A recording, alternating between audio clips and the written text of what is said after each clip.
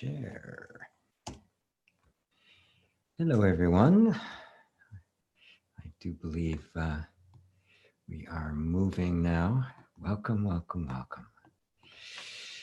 Welcome, everybody, to another edition of Satsang. And thank you all so much for being here.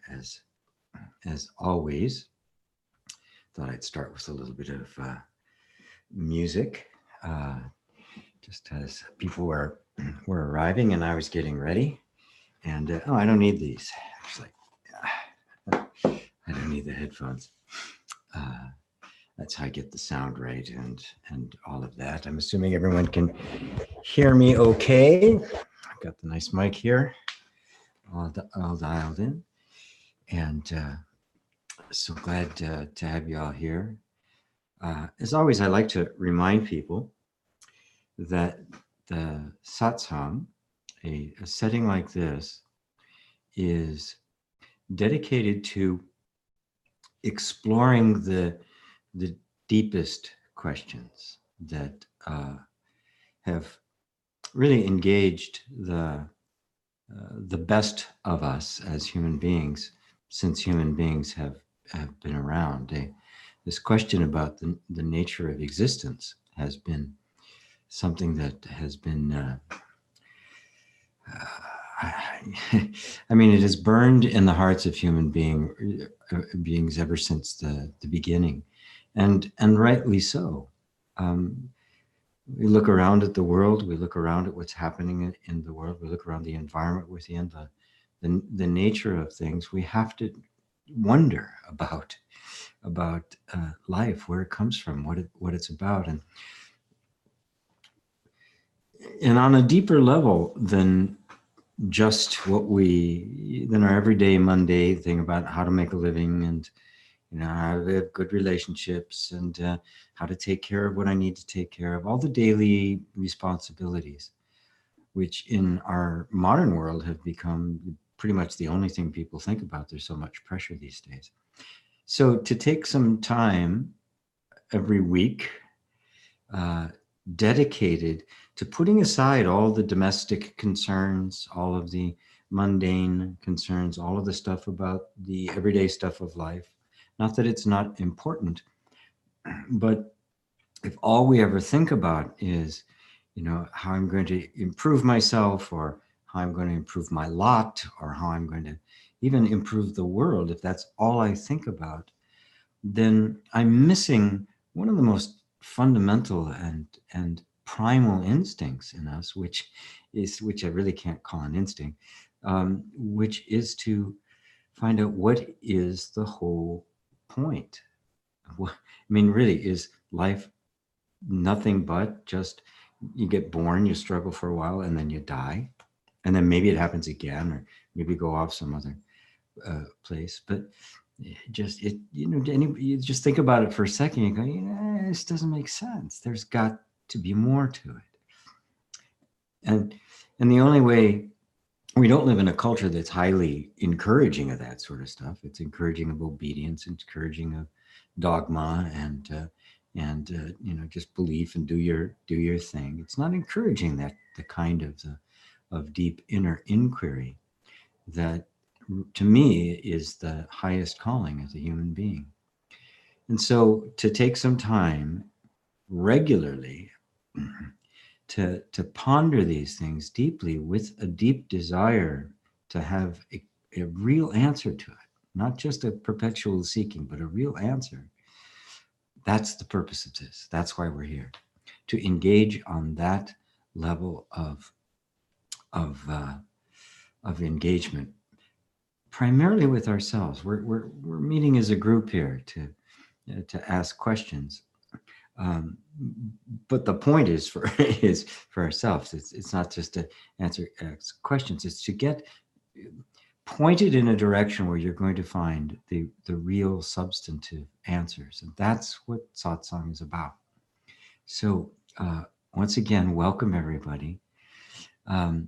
I titled this one The Twofold Path because I've gotten several questions about it. So I thought I would just take it up in the beginning after the little, satsang intro kind of thing.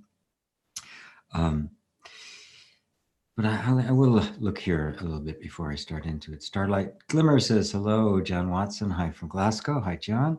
Dave Rose from Massachusetts. Hello, Dave. Rosario is from Spain. Hello, Rosario. Eva, namaste, dear G. Everybody here. Greetings from Poland. Johanna from Mexico. She's in Jalisco, Mexico. Dave and Aline, my friends in the south of England. Hi, GB, everyone. Greetings from very wet southeast England. We enjoyed the Gaia webinar on Wednesday, so thank you for that. Yeah, you're very, very welcome. If anybody wants to, it's still available in replay. If anybody hasn't heard that and they would like to get it, just gbwalsh.com/Gaia, Gaia, and you'll get it. Infinity Coaching, Sab in Paris here. Looking forward to some soothing Sunday vibes. Great. Nazrin, greetings from Dublin. Greetings, Nazrin. Tom says hi. Hello, Tom. Hello, W. Rohan says, hey, yo, what's up? Juan Rio, greetings from the Dominican. Ursula, hi. Ursula from Madeira Island, Portugal. Chris Skills, hello, GP. Realizing the illusion, but then realizing that illusion is illusion. It's crazy, man. Papa G says, nothing is happening and nothing ever happened. Good to be here in Satsang today. Good to have you. Great, great, great, great, great, great. Somebody else made a comment about the opening music. Glad you guys like that. It's a solo piano album I did quite a while ago, but I'm actually re-releasing it, making it available. I even had some CDs made for people who like that. Jag says hello from UK. Hello, Jags. Good to have you. Wonderful, wonderful. Realizing the illusion, but then realizing the delusion is illusion. You are having fun with this. I think it was actually Chris. Was the last person who brought up the question about what do you mean another path? Because I mentioned it on the Gaia's Dream webinar that I did, and for me, and really for all the teachers that I admire, the approach is twofold, and you could think of it as a very masculine approach and a very feminine approach. You can think of it as the approach of Vedanta and the approach of Tantra. You can think of it as a path of inquiry, and you can think of it as a path of compassion or wisdom and compassion. And it's twofold. It's not really twofold. It's two different aspects of the same thing, as all things always are. Nothing ever arises independent of its opposite. That's always the way things happen. The approach that I think it was Chris who mentioned in the webinar was neti, and then I talked about the twofold, and he said, "What's that?" I had no idea such a thing was. There was such a thing. Well, for those of you who aren't familiar, a lot of what I do here in Satsang is the neti approach. It is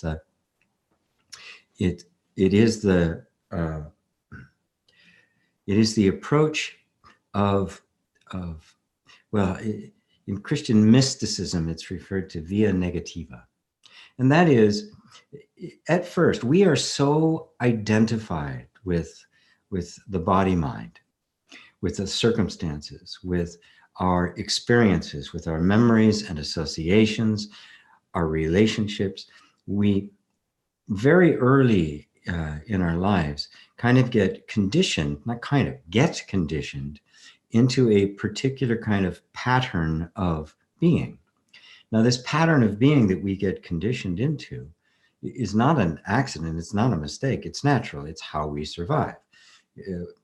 Consciousness and our beingness is like water, which takes the shape of whatever form you put it in.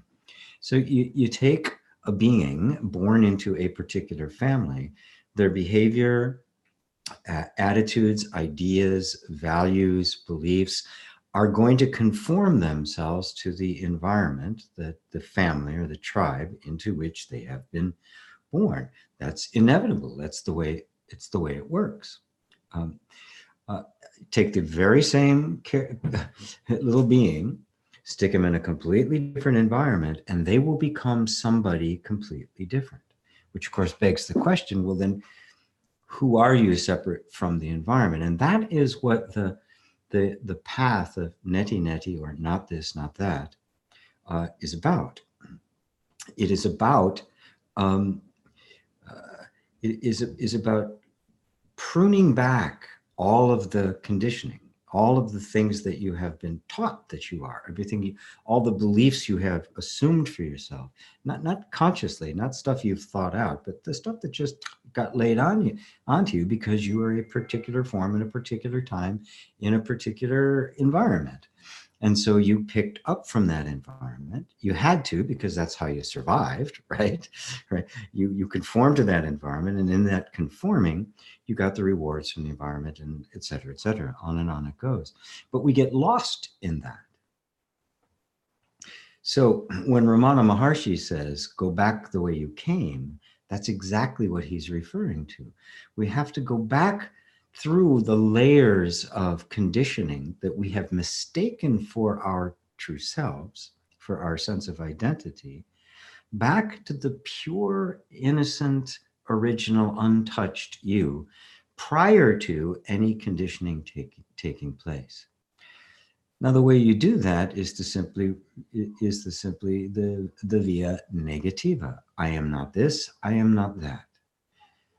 Okay, I am aware of my thoughts, so I am not my thoughts. So now thoughts are just something extra. We're not looking at what thought is or what feeling is or anything like that. Just that it's not me. It's clearly not me. And Nisargadatta gives a marvelously simple tool for doing that. And that is simply, if I can perceive it, it can't be me, right? Because it's quite evident that in order to perceive something, I have to be separate from it. It requires a subject-object relationship. So there's the object, here's the subject. Now, the more we do that, the more falls away. And it's not just thoughts, it's feelings. I am not my feelings. Feelings are there, they come and go. I'm there when a feeling arises, I'm there during the duration of it, and then I'm there when it leaves. So I'm obviously not that. I am substantially different from that. I am something else altogether. So I'm not my thoughts, I'm not my feelings. The same is true of a sensation. You have a sensation, it's there for a moment, you touch your face. It's there for a moment, now it's gone. Now, if I was my thoughts or my feelings and my sensations, that when they left, I would be gone too, but I'm not. And this is a powerful insight to recognize that I am not my thoughts, that I'm something else. I'm not my feelings, I'm something else. I am not my sensations, I am something else. It's even more powerful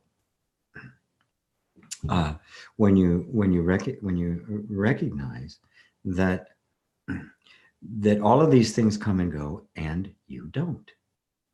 That you are actually something completely aloof outside of that. Now, by definition, in order to know something in a subject-object relationship, you have to stand apart from it. Standing apart from something implies then that anything you can know about an object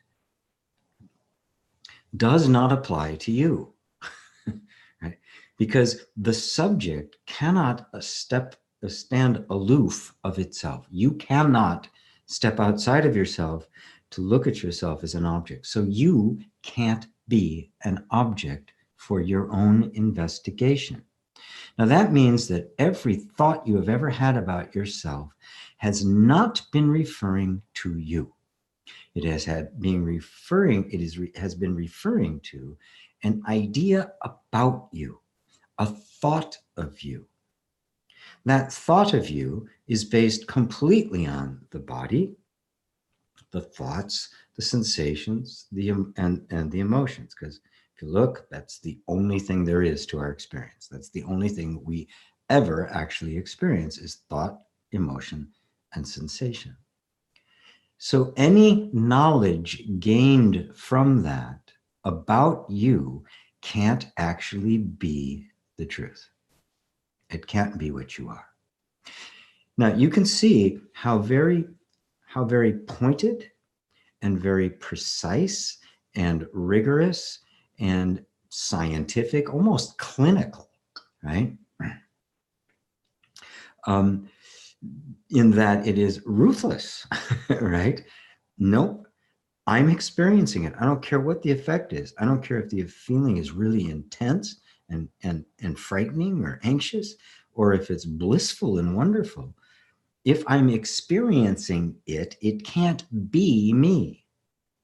I'm the one having the experience. And not only that, I can't rely on anything I know or have experienced for knowing who I am, because I cannot be known through the vehicle of objective knowledge. Now, you can even tell by the language I'm using, the whole way I'm approaching this, it is extremely precise and relentless. This is the path of via negativa, or neti neti, the path of negation. It is an inward moving path. It is moving completely inward to the place where everything that is clearly not you has been denied, released, let go of, moved away from, seen through. Which then brings up the question, well then, what am I then? But none of the regular avenues through which we have self-understanding, self-knowledge, are available. None of them apply. Objective knowledge works for absolutely everything. I can define, this glass of water here and the headphones and the other things around the room. I can know about them because I can objectively perceive them and engage with them in some sort. I can't do that with myself. It's the one exception. You cannot do it with yourself. So even when somebody comes along with a non-dual idea and says something like you're pure awareness or pure consciousness or Buddha nature or something of that sort, those are all words trying to give some kind of expression and point to that which is beyond all words. You cannot possibly grab anything from the environment and find that it's you. So we are completely left with the completely subjective experience. And the more you do that, you'll find that it has a profound effect on the way on the thinking patterns and on the feeling patterns and on the sensing patterns. Your entire experience begins to change. Because what you're doing in that process is you are disidentifying with the ideas about you, even the ones that you have believed, both past, present, and future, and now, but are not re-identifying with anything. Even the idea of pure consciousness, if you re-identify with it, it becomes just a concept you're identifying with. It's an image. You try to make a picture of what pure consciousness looks like. Well, you can't do it because you are pure consciousness, which means pure consciousness cannot be known. It's what's doing the knowing. Now, the mind finds this, the mind being nothing but our patterns of thought, finds this very uncomfortable because there's nothing there to grab onto. There's no object to hold on to. There's no point of reference to define myself. And so it can feel very uncomfortable, but I just urge people, well, that's okay. You be with the discomfort. And that's the pointer to the other path, the path of compassion, the path of allowing, the path of Tantra.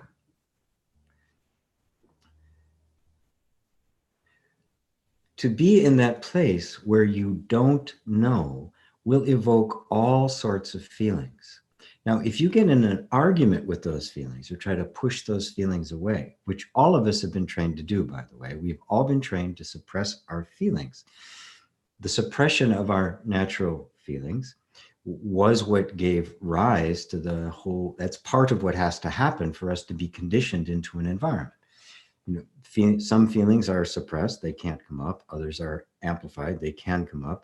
They get attention and praise, and you get your needs met. Others don't. So that's what happens. So there's this. So that mechanism of suppression is very active in us, and so there's a tendency to want to push away the not knowingness. And a tendency to want to grab on to some idea of ourselves prematurely before we've actually gotten to the real root of who we are. So that if you just allow your feelings to be there and put them through the same test, no matter how intense those feelings get, no matter how many times you have run away from a feeling, if you recognize that it is nothing but a feeling, it has arisen, it will hang out for a while, and then it will dissolve back into nothingness. Then you see that you're providing a space in which some of the deepest traumatic material in us can come up and be known and be seen and also be released. But the important thing is that you see that even those feelings, which are far more subtle than the ones that we deal with every day, they also aren't me. And so it is this absolute position you're taking that I am nothing known, knowable, or experienceable. Therefore, the means by which I know myself has nothing to do with human knowledge. Now, as that begins to dawn and a sense of you as just a real sense of you begins to dawn because the only thing that isn't objective, but is clearly always here, is the sense of my own being and my awareness of my own being. And that awareness and myself become clear, and it gets clearer and clearer that they are not two. That awareness is my being. And awareness cannot be seen, it cannot be touched, it's non-objective, it cannot be known as an object, it can only be known as myself. When that happens, because it's not often instantaneous, our attention naturally turns back outward. Because while we have said, this is not me, this is not me, this is not me, this is not me, and now I'm sitting in this place of pure awareness, I'm begun to see that this is actually who I am. I am nothing the world can define, but I am everywhere and everything to myself. That all of the things are still there. Emotions are still there, thoughts are still there, sensations are there. All of this is still here. It hasn't just disappeared. I haven't suddenly, awakened and now I'm floating in space. There's nothing here anymore. Everything is here. And so now we become curious about what is that? What is a thought? What is a feeling? And because we've become more established in who we really are, thoughts, feelings, and sensations aren't frightening anymore. They don't have any overhead on it. And now the whole sense of there being an objective, self-existent universe, world, separate from myself, begins to be called into question. And now not only are you sitting in this place of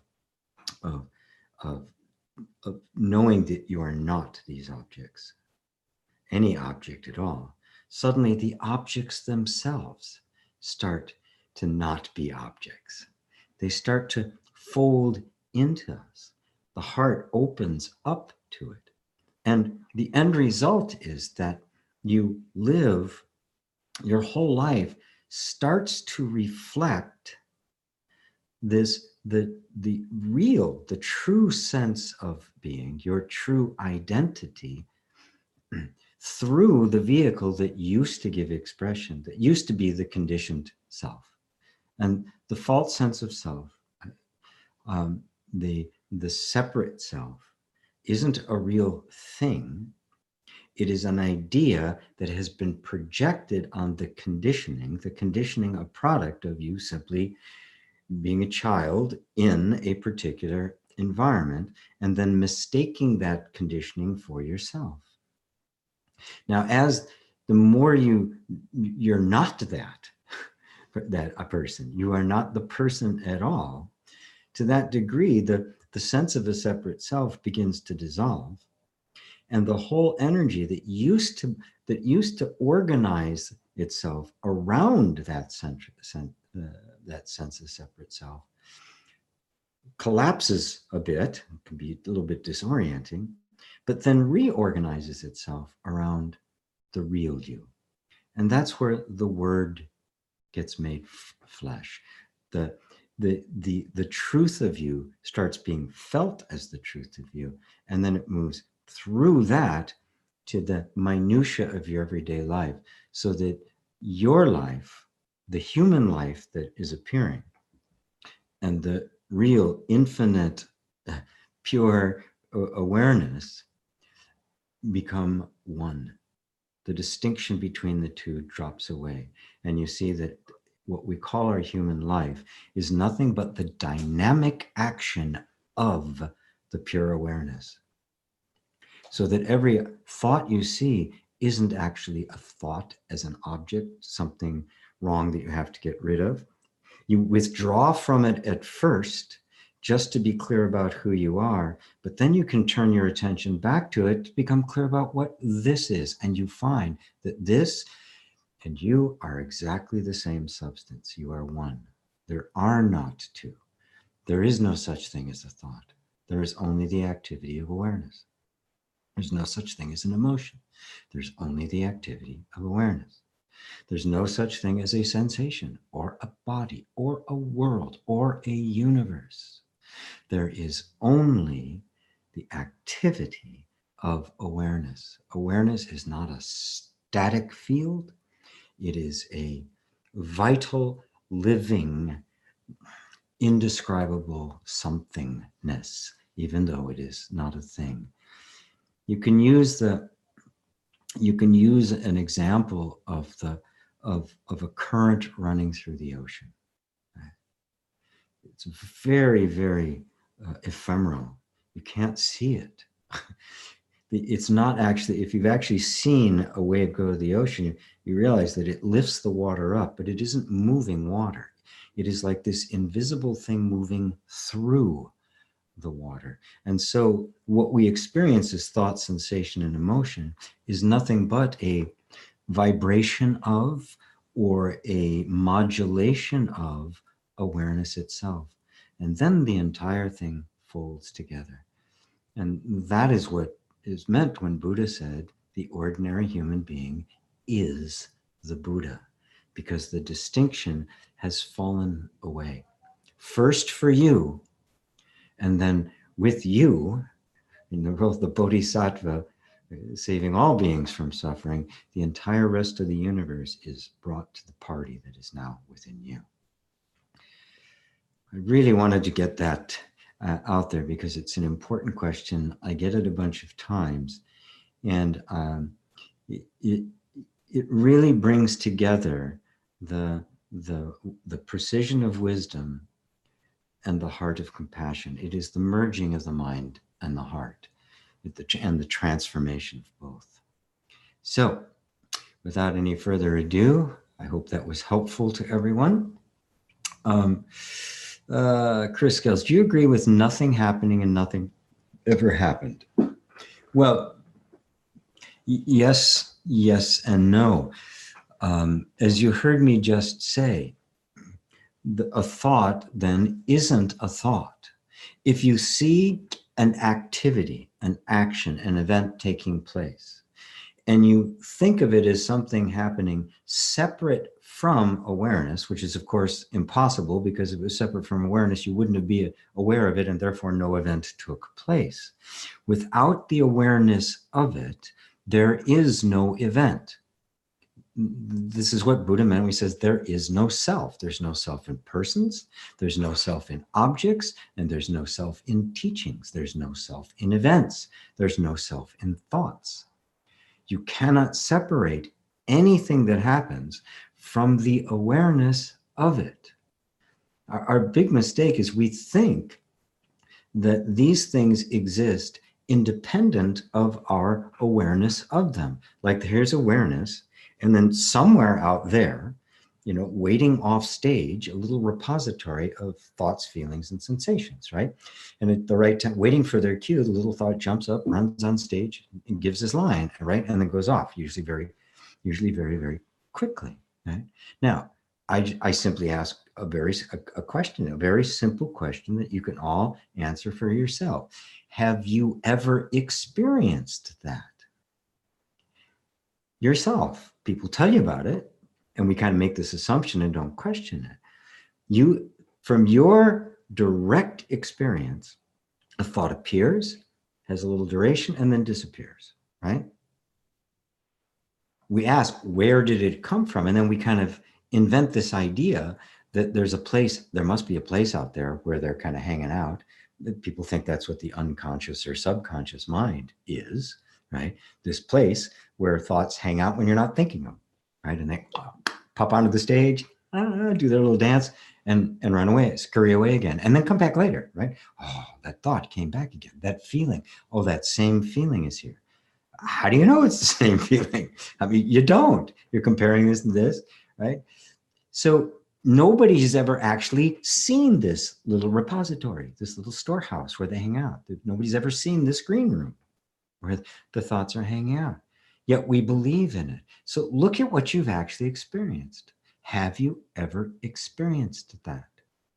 So nothing has ever happened separate from the awareness of it. So what was actually happening? If these thoughts and feelings and sensations, let's just deal with thoughts for a second. These thoughts are spontaneously appearing in awareness. Now, before that thought is there, there's just awareness, right? Just the empty space of being, just pure conscious awareness. This thought appears, right? Now, putting aside the idea that they are of some substance popping into awareness, right? If they appeared in awareness, what are they made of? What is this thought made of? We'll think, oh, it's something out there. Nobody's ever experienced that. It's purely speculative, and there's no way to prove it. The only experience you have is this thing appears in awareness. So what is it made of? The very substance of that thought must be the awareness, because that's all that's there.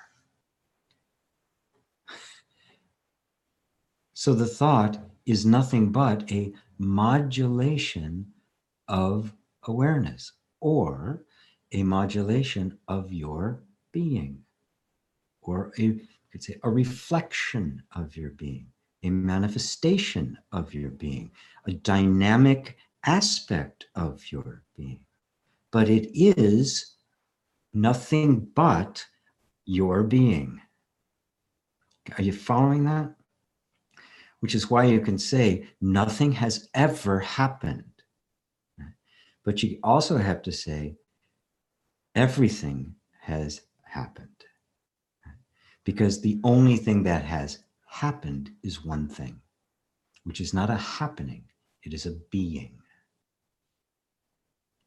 Is that getting to you there, Chris? This is what Papaji says when he means when he says things like that. And all the teachers will say the same thing. If I'm speaking strictly from the from the inward path, from the neti-neti, from the Vedantic, nothing has happened, right? Because nothing exists outside of my perception of it. Without awareness, nothing happens. There's nothing happening independently. Nothing exists independently. There is no universe. It does not exist except as the activity of awareness itself, awareness pondering itself, which is why Buddha would always say it both exists and does not exist. It happens and it does not happen. That's the only place you can come to. You cannot say one or the other. This is the pure middle way. It is all awareness and nothing else. But awareness is not just this flat, empty field. Awareness includes everything that it is apparently aware of. So everything appears to awareness. It appears in awareness. And of course, isn't that the case? Everything you ever experience is, it's appeared to you. You're the one who's seen it. It's appeared in you because it's inside the purview, the range of your awareness. And here's the big one. It's made of you. It's made of awareness because that's all there is. And so we've not just, in neti-neti, we have dismissed thoughts. We've just put them aside, right? Until we can find out what the substance of my self is. But then I can actually redeem them, transform them, bring them in to the party and see the true nature, not just of you, but of everything. This is the essential oneness of being. Not two. There are not two. There is only awareness. But awareness has an infinite number of faces, all appearing to itself, made of itself.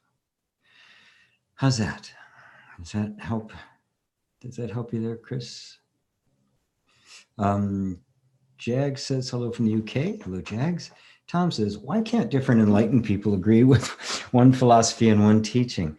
I think if you actually take some, if they're genuinely awake, there is agreement, right? But you have to realize that the essential truth that one perceives is beyond all, cannot be perfectly articulated in any way whatsoever. You can say the same word in how many hundreds of languages are there? Thousands of languages are there? The same word, there's like a million different words for glass, right? Use it while I'm here. They each have a different inflection. They have a different nuance, but they are understandable to the one hearing it. So for some group of people, I may talk about manifestation, living the life of your dreams and all of that kind of stuff. Because this conversation about Vedanta and Tantra, right over there, will completely, nothing will get through. As a matter of fact, it may actually do more harm than good. Casting the pearls before swine, as Christ put it. Cast ye not your pearls before swine. A good teacher needs to be sensitively aware of who they're talking to, creating a proper context so it's understood, and then applying skillful means to find just the right way to express it to them at their level. So somebody on one level may be talking about, they just lost a loved one, right? There's somebody, I had somebody once actually in a satsang about that. I didn't say there's no such thing, there's no person, there's no death. That would have been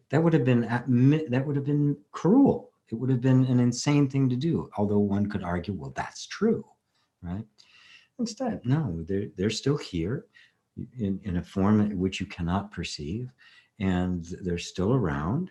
And can you not feel them? Are they not alive in you? And you make that connection, which brings them to a level of release, right? Where they can begin to let go of the fear, the clutching. And at that point, a deeper understanding can begin to emerge. But to push it on somebody before they're ready for it really is arrogance of the teacher. It's simple as that. And there's a lot of neo-Advaita teachers, and that's what they do. It's kind of a one-trick pony. Nobody exists. Nobody ever exists. There's nothing to do. There's nobody here, right? And on one level, that is true. But on the level of truly being, but the neo-Advaita does not regard or care about the other half of the path, the tantric path. It's only the Vedanta, the Advaita, nothing else. And end of story. To me and to all the teachers that I respect, obviously, that isn't the way.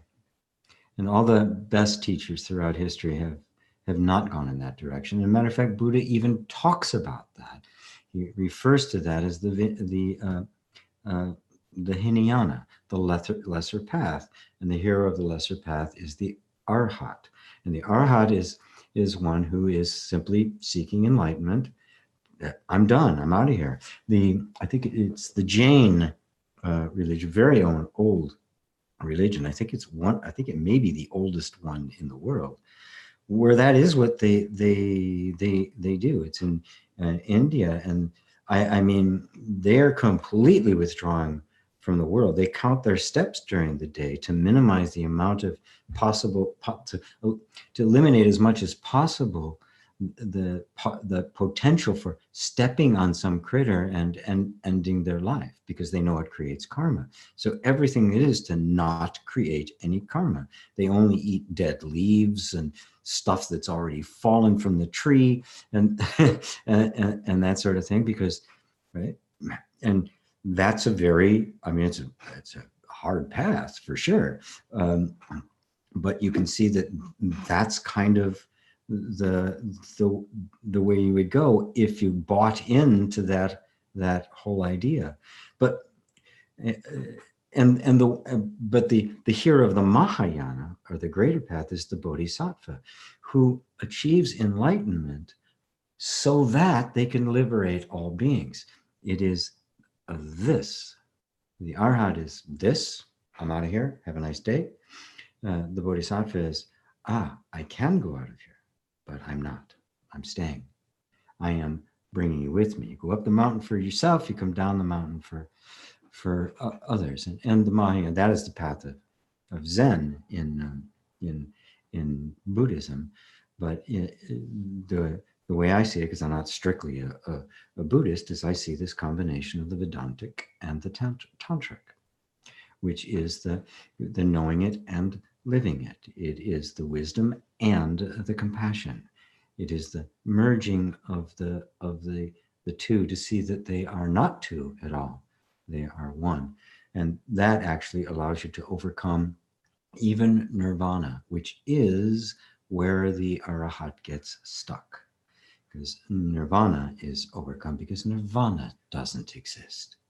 Nirvana is just another idea we can become attached to. Nothing exists other than awareness. So, does that answer it for you, Tom? Sometimes the different teachings don't agree because they're different levels of understanding. So at one level of understanding, they may be very committed to a teaching, not realizing that it is only on a level. I've seen a lot of that in various things on that particular level. So they're dedicated to that. They don't realize that there's somewhere else to go. And why would they until somebody tells them and they hear it? And the other is that they, somebody really doesn't get it, and they think they do, which happens a lot. especially these days. Especially these days when somebody can listen to a bunch of YouTube videos, something does click and they think, oh, I got it now. And this is it. When you know, they've just stuck their toe in the water. Let's see, Jags, GP, please, can you elaborate the process in which one goes from a person to living fully as presence in daily life? Is it extremely gradual or is it a quick transition? Thank you. Hopefully a lot of what I've said so far gives you a key into that, but it's both. You know, there's a revelation. Suddenly you have, every time you have an insight where you say, oh, wow, I'm more than I think I was. That wasn't really true. That was a false belief. That's the instantaneous, quick transformation of perspective or perception, right?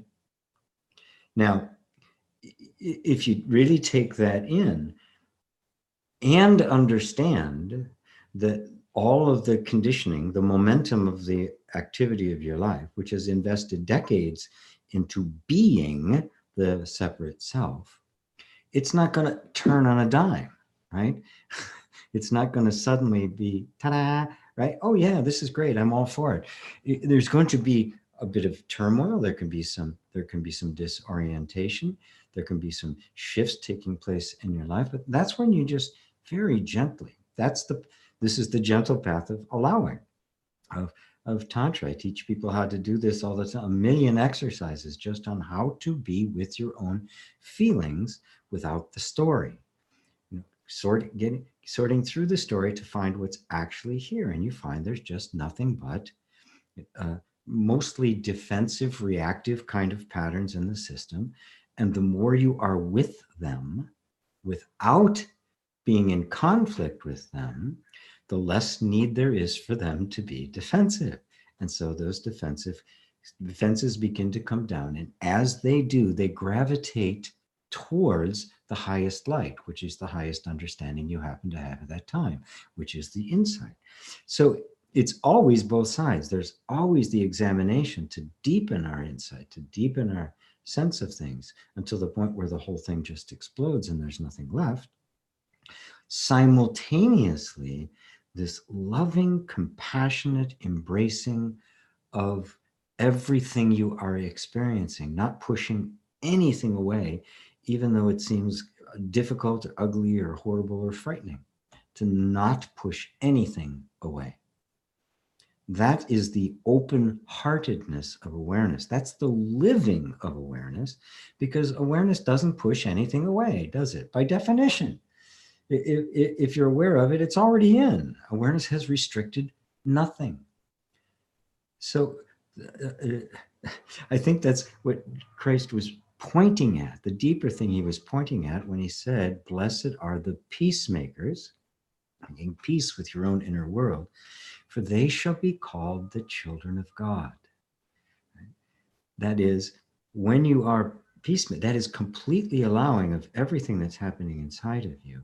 You are living pure awareness. You are the child of God. You are the very representation of God. You are the God in that moment because you are being the pure awareness, which is precise on one hand and absolutely open-hearted loving on the other. Same thing. Love, pure unconditional love is another word for awareness. So does that help you, Jags? Sean, spiritual revolutionary. Hey, Sean. Hey, G. It's the man with many names. I'm sitting back and enjoying. Can you ask the folks if they would like to see you on Batgap? And if so, go to Batgap page and and ask for you as a guest. It's that simple. Wonderful. Would you happen to have the link to that page on Facebook? If you could put it in there, that would be grand. Yeah, Sean, working off my karma, sir. Sean has been wonderfully. I can't express enough gratitude to him for the just the passionate interest he has taken is. If those of you who don't know who Bat Gap is, it is Buddha at the gas pump, which is I believe it is the #1 watched and listened to podcast video on spirituality on the internet. It's extremely popular. Many teachers people have found them because they were on Buddha the gas pump, and it's all done by this one fellow and his wife. They do the whole thing. They pick the guests, do the interviewing. The fellow does Rick, I think is his name, does the interviewing. He's also kind of a staple at the Science and Non-Duality conference that they have several times a year in different parts of the world. And the way they find a new guest to have on that show is people just ask for them. You know, if enough people ask, they kind of look into it. If they like what they hear and see, then you're invited on to the show, which is a very, very large audience, substantially larger than the audience I currently enjoy. So there, if you go to just look up Batgap, BATGAP, at Facebook, or Buddha at the gas pump, there's a page, and just go in and type into like the page, and then go and type the page that you'd like to see me as a guest, and that's kind of what he goes by. Just if enough people do, he looks into it more thoroughly, and enough people have over the past that he has looked into me before. I'm I've not been invited to be a guest. You know, probably it depends on what they see, right? They may see me teaching some course about, you know, manifesting money, which I don't do very much of it anymore. But it's, you know, if there was a need for it, and it was an avenue through which I could bring people to a higher understanding of themselves, I wouldn't hesitate to do it. Now, Eckhart Tolle is doing one right now on manifestation, which is highly unusual. He's another just basically a strictly non-dual teacher. But for the very same reason that I do those kinds of things, is because it's an area, there's a lot of areas right now where people are very afraid. They're under a lot of pressure, a lot of stress. And so to just kind of say, well, it isn't really real, it doesn't exist, there's not any problems, really doesn't cut it. But if you can actually go into the world where people are, communicate in the terms that they understand, and bring peace, bring a greater sense of freedom, bring them a little bit higher than they were, then I think it should be done. That's just my approach to it. It's the bodhisattva approach. You know, you walk into hell and you help lead people out of it. So that may be, it depends on what he saw. You might think I'm a teacher like that. I don't know. At any rate, you know how to do it. Sean is been championing this cause, and I'm truly deeply grateful about it, and very honored. So it does help. So anybody who wants to participate in that, by all means, you know how to do it. You know how to do it now, and maybe there'll be a link here somewhere at some point that you can just copy. Thank you, Sean. Thank you again. Let's see. It just jumped around a bit. Troy Mueller. Hey, GP, how should I deal with fluctuating between anxiety and depression? I've been diagnosed with an anxiety disorder and depression, and have PTSD from childhood. We all have PTSD from childhood. It wasn't recognized as such, but you know, PTSD is simply your body getting stuck in a defensive position. And it will get stuck there, especially if, as a child, you experienced things that that really forced you to be at least most of the time on edge. I mean, that certainly happened to me. I was never relaxed. I just couldn't. I just couldn't. Mom was crazy, so I couldn't relax. So there was PTSD. I mean, it gets really extreme. I've worked with combat veterans, in severe combat conditions, who, and you can tell they get stuck in a permanently defensive position. So a car backfires and they're back in Vietnam, right, or in Afghanistan, or something, because their nervous system is so tuned to that, is so completely conditioned into that they don't even have any control over it. A lot of them won't go shopping during the day because they're afraid they might go off and hurt somebody. So they go when there's almost nobody there, middle of the night. So we see it in extreme cases like combat veterans, but every child suffers from it to a greater or lesser extent. The parents can mitigate it. The more loving they are and accepting of it, that tends to outweigh it, and a very solid sense of identity, of autonomy, and everything that a human being needs to function as an adult grows. So what happens, the anxiety and the depression, what happens over time, because your nervous system is still stuck in the circumstances that are the PTSD. The PTSD is, I am stuck in the past. My nervous system is still convinced that the dangerous environment in which it matured, it found itself and conditioned itself to be able to survive in. Remember, that's the conditioning, right? You've got an environment, it's not particularly safe. The nervous system is traumatized because it's expecting it to be safe. It isn't safe, but it's going to do everything it can in order to survive. It just concludes, not mentally, but energetically, that this is the nature of the world. This is the way it's always going to be. This is what is, which is, of course, true when you're a youngster. This is the world. That's all there is.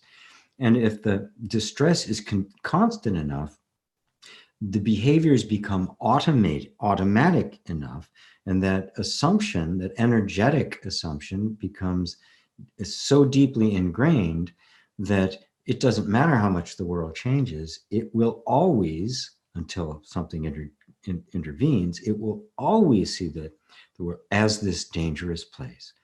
Now, if you think the world exists separate from you and is a dangerous place to be, of course, you're going to be anxious and depressed all the time.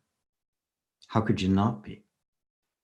You are in a dangerous world trying to compensate for dangers, especially dangers you don't even know where they're coming from. You don't even see them. That's the nature of anxiety, is that you don't know the source of a danger. You just know there is danger. Your nervous system is absolutely convinced there is danger. And of course, the more energy that's going to that, the less energy there is going towards, creative expression and intimacy and fun and living a life that's more rich and free. And that incapacity to actually make a life happen, because the energy isn't there for you. It's not your fault. The energy simply isn't available because it's in fighting stance, right? It's ready to take on the world. Because you don't have the energy to actually make that happen, that's the depression.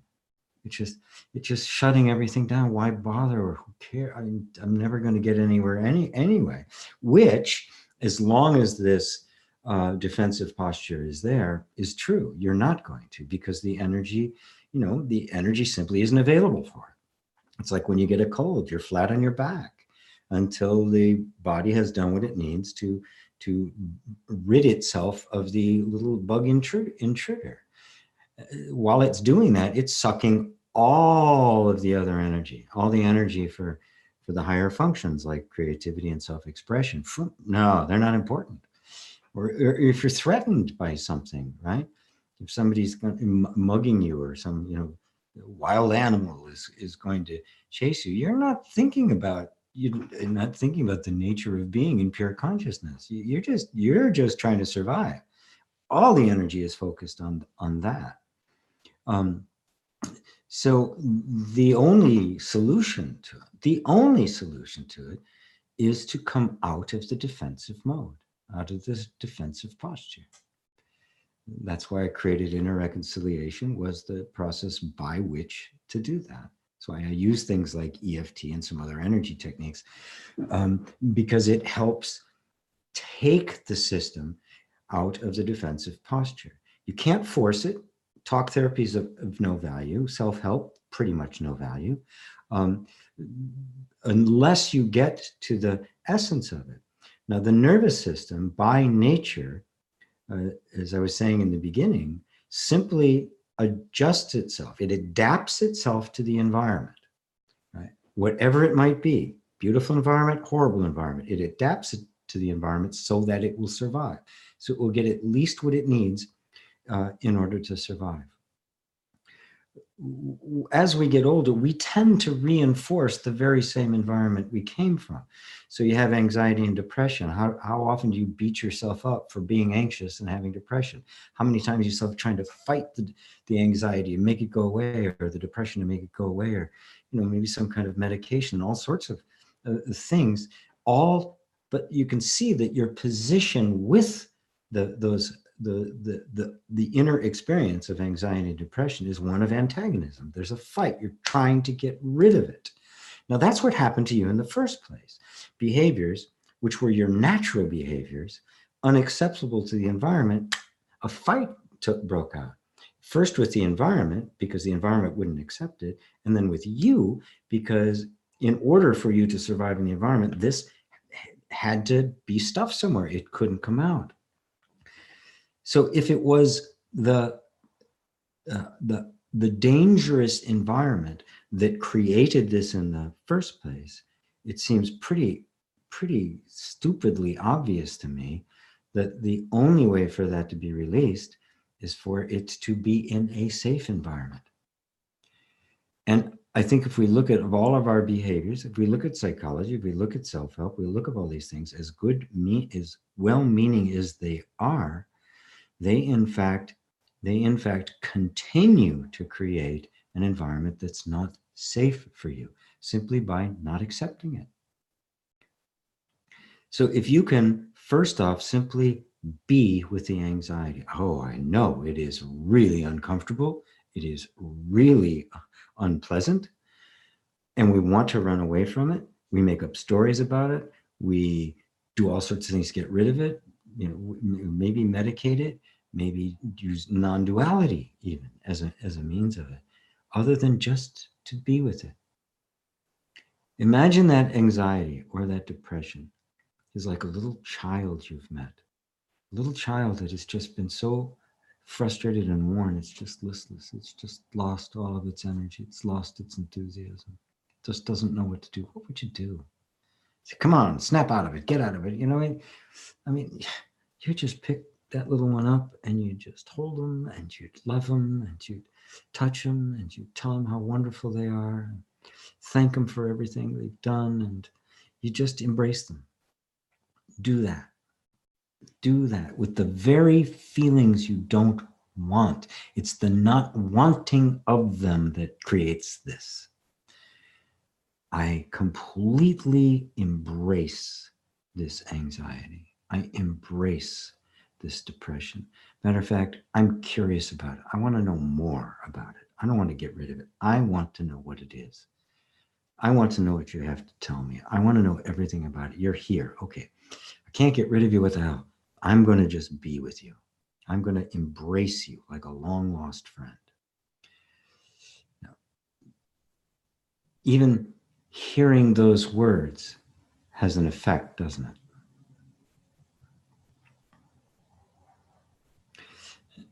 So the safer you can make it for yourself to feel whatever you're feeling, the bigger the space gets.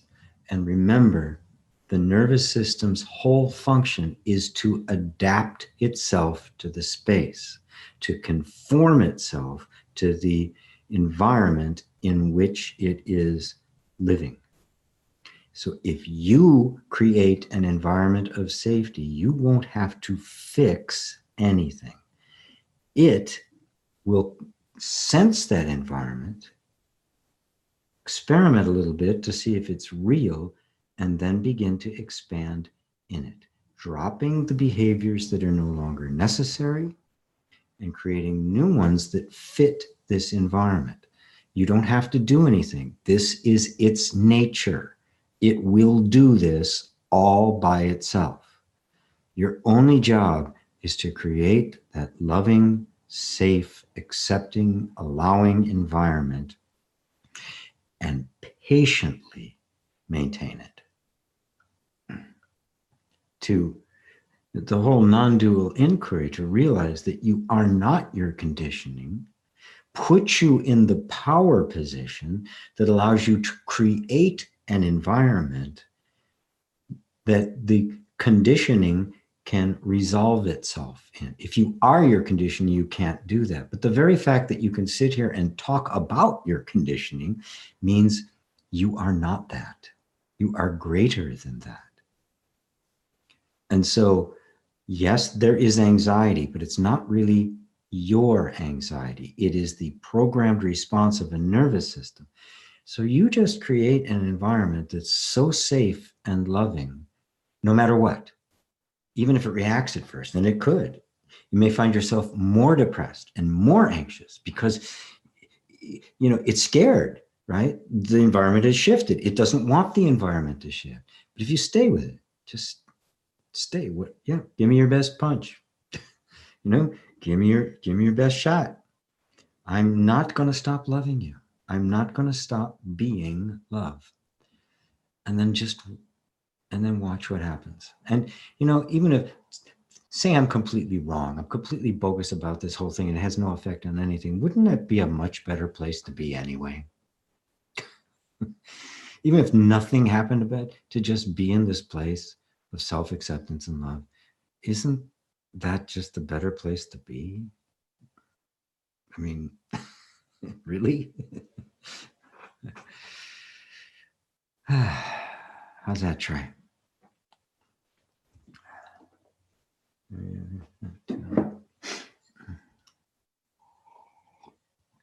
Starlight Glimmer says, did we choose to identify with our egos? Is there a reason for the experience of that? No, you didn't choose it. Didn't choose any of it. It happened automatically. Who in the world would choose to identify with something that is petty, arrogant, self-serving, stupid, and non-existent? I mean, who in the world would choose to identify with this? No, it just happened. And the ego isn't something that existed and then we identified with it. The ego is the function of the nervous system identifying. It's the word for a function. The thing about words that are so misleading is that the moment we have a word, we think of it as an object, a thing. But there's no thing there. It's a function. It's a process. It's a flow of energy. We say, well, this is a river, right? There's a Zen saying, you can't put your foot in the same river twice because it's a constant motion, right? Yet we call it a river, right? But the river is actually constantly moving. We call it wind. It's a wind, right? We have pictures of big puffy cloud with a big face, right? Puffy cheeks, blowing the wind. Well, there's nothing blowing the wind. The wind's not a thing. It's the motion of air.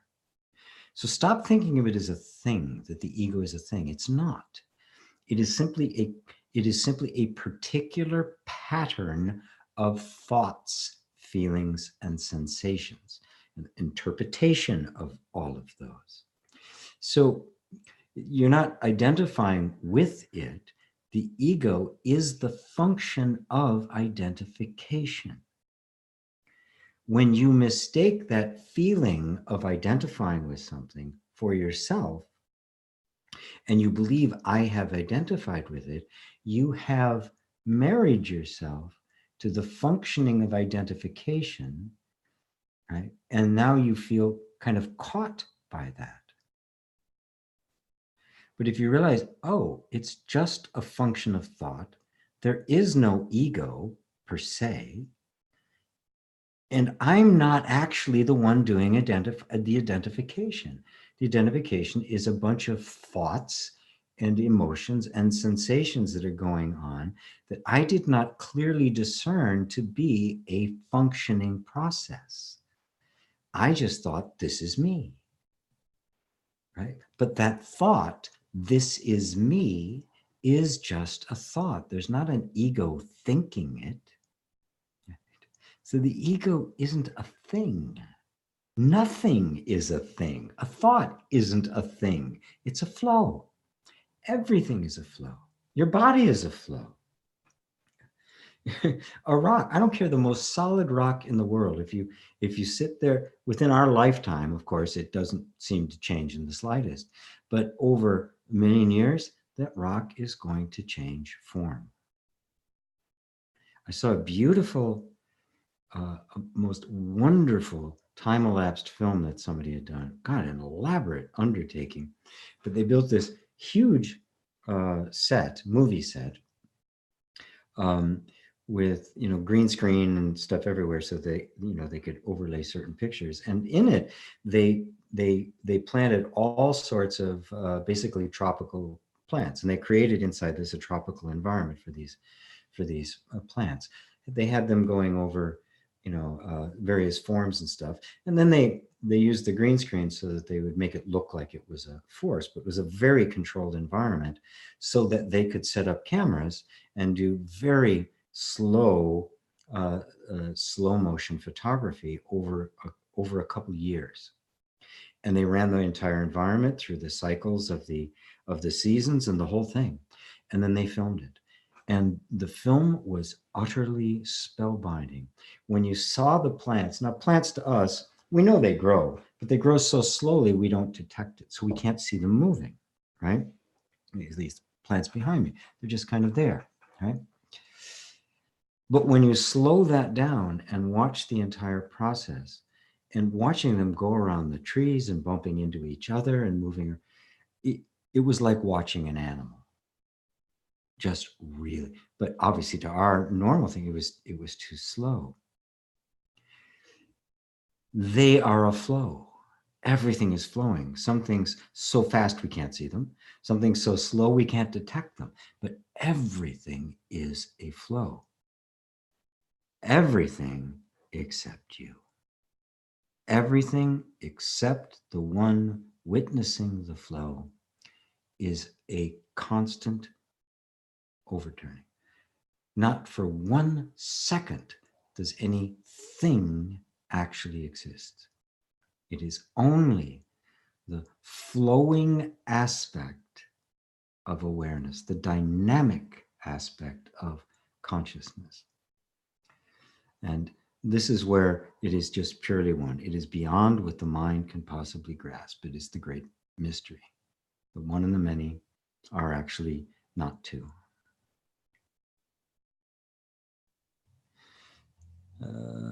Does that answer it for you, Starlight? Is there a reason for it? Well, yeah, I mean, the reason that particular flow becomes confined to a particular pattern is simply the pattern that best fits the environment in which it needs to survive. And so that's why it's there. That's why there is a pattern, and it's good, right? We all survived. We're all here. So it all worked. You know, that pattern for you and me, it worked. We get to sit here. It worked really well because we're sitting here now talking about the deepest stuff of mankind. So it worked well for you, right? Even if it seemed really horrible in the first place. That's the function of the ego. It is a particular pattern that can function within a particular environment. As long as that environment is relatively stable, you're in good shape. Right? So that's why it's there. But consciousness simply forgets that that's what it is. It projects a sense of self on it, which doesn't belong to it. and therefore get stuck in it. And that's the whole problem. That's the creation of the separate self. There is no separate self. It's just a flowing. But the moment I think that what is just a flowing, a particular pattern of thought and experience is a thing, boom, I'm now stuck, right? Because if it's a thing, well, now it's permanent. It's got there's nothing permanent to it at all. It's only permanent because it locked itself into automatic behavior because it fit the environment. That's it. Does that answer it for you, love? Great. Emiliano says, hi, Sean, great idea. Voted for G in VATGAP. Great. Wonderful. Thank you, Jay. Indeed, it would be great to hear your story on VATGAP, says Jags. I guess a lot of you are familiar with that show. Yeah. Johanna, hi there. I can't help but feel deep loneliness in the idea of oneness. Then throw away the idea of oneness, because it couldn't possibly be that. Could you imagine being eternally oneness and alone, feeling like you were alone for eternity? Talk about hell. So that can't be right? So good. So just throw that idea of it out. Right? You didn't get it. Because it is a oneness, there's nothing but me, but at the same time, it's this infinitude of oneness, because look around, you're not alone. Yet you and I are the same. We are that one.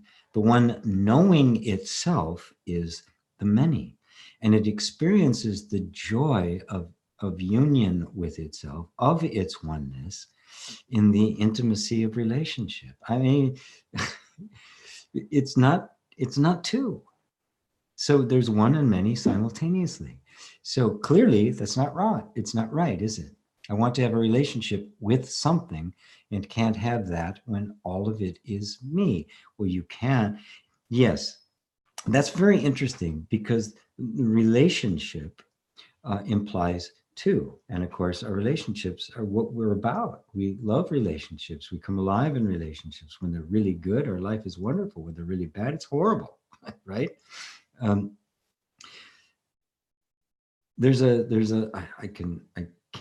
have to have the name in front of me. The Brinhyana Yalanka Upanishad, this wonderful statement. I am creation, for I have poured forth all this from myself. The only way you could have a sense of loneliness with the one is if you were thinking of the one in terms of two. If there isn't anything but you, there's no possibility of loneliness. And that infinite oneness reflects itself in ones. So you are a singular being, right? It appears, but yet you're not, because you're a reflection of the one being. So Johanna is the one, GP is the one, Dux is the one, Jags is the one, Sean is the one, Chris is the one, Dave and Lane, they're the one. It's all the same one. One without a second could not know loneliness, because there would have to be a yearning for something else, meaning there'd have to be something outside of itself. The yearning for the feeling of loneliness only comes because we feel ourselves cut off from others, isolated from others, and therefore we project on the oneness of being our own outlined sense of being one, which means to be alone, rather than the infinitude that it actually is. It is all and it is nothing simultaneously. That is not a thing. But this oneness, as I was trying to make clear in the beginning, this oneness isn't this nothingness. Like the current in the ocean is the ocean. The waves on the ocean are the ocean. You cannot separate them. It wouldn't be the ocean without it. And of course, the wave can't exist independently of the ocean. So the idea of one and many goes out the window. You don't need it. There's an infinite satisfaction that is undivided. Advaita, the term Advaita simply means not two. And Dvaita is obviously related to our English word divided, undivided. So when you're looking at someone, you are looking at yourself. You imagine them to be a separate functioning self. That's what we do, everything. I mean, you imagine a thought to having an independent existence from you as the one that's aware of it. So now, but the you who would be lonely is also an image that is being perceived by the awareness, which cannot possibly know loneliness.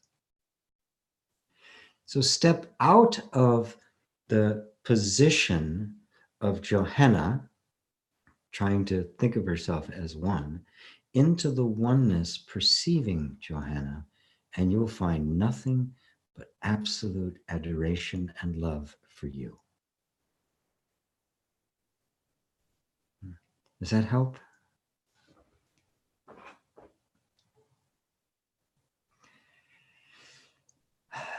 Eine Pfizer im Gewebe des Lebens. How did I do that time? You Germans and your long names, geez. Hi, GP. Do you also have this high-pitched inner sound? I have it since my awakening. It also intensifies while meditating. You know, I have a little tinnitus, tinnitus, I think they call it, right? From years of playing very loud rock and roll music and listening to things way too loud. But no, I don't have that. So what I would do is, you know, it intensifies. I would allow, this is the tantric side now. Step over to the tantric side and go, well, okay, this thing is happening, right? It's not going to be forever. It wasn't forever. It's a temporary thing. It may last your whole lifetime. You never know. Just allow it to be there. Use it, use it as an opportunity to deepen the awakening by just dropping everything that resists this present moment, no matter what the content. So use it as a focus of meditation rather than a distraction from meditation. And notice that it will bring up resistance, it'll bring up denial, it'll bring up disallowing, all qualities that are not awareness. Disallowing, resistance, none of those are awareness. Does awareness have an issue with a high-pitched inner sound? Of course not. No problem at all. Fine. So use it for that, and you'll find areas in you that were attached to a certain way awakening was supposed to be, or some kind of state you really would like to have, some kind of emotional or mental state or set of conditions that you would like to have, and just use it as an opportunity to go, ah, oh, there's an attachment. I can release my attachment. There's an aversion to that. Ah, I can release the aversion to it. That's the source of all suffering. Attachment and aversion and becoming are the source of all suffering. I like this. I want more of it. I'm not getting it. Oh, right. Oh, I don't like this. I want to get away. Get away. Oh, it won't go away. Go away. Go away. Suffering. Right? The other is attempting to become. right? That I'm not okay the way I am. I've got to be something else. That it is a denial of this moment just as it is, as if there could possibly be anything wrong. Right? So does that help? Turn it into an opportunity to deepen your awakening, right? Because look, it's everybody. I don't care how deep the awakening was. I don't care what if it was a total explosion. There will still be residual conditioning in the system, and if you try to push it away, your awakening will not complete itself.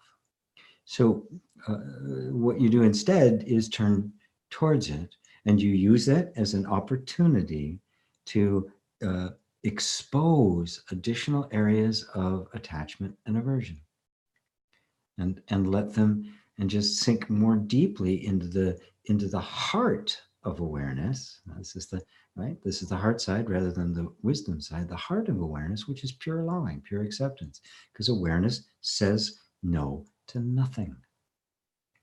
It is the open heart of the universe. It is the infinitely feminine principle. So hope that does it for you. Mr. I'm not going to try to say your name again. Mr. I can't see the picture. I'm not going to try to do it again. I think I said it better this time than I ever had before. So, Docs, hey GP, is the feeling of timelessness something that is included in the non-dual state? I think I experienced it many times, while obviously in samsara. Well, I always like to caution the feeling of something is always transient, right? Because feelings come and go. They're never what is. It's like I say, the feeling of timelessness, so you've had it many times. So there's been an experience of that you could identify as the feeling of timelessness. You could identify it as timelessness. And then, of course, obviously, because it's been many times, there are times where you feel like you're in time, right? So good. So there's a feeling of timelessness, a feeling of being in time. What's the common thread between the two? Well, the awareness of them.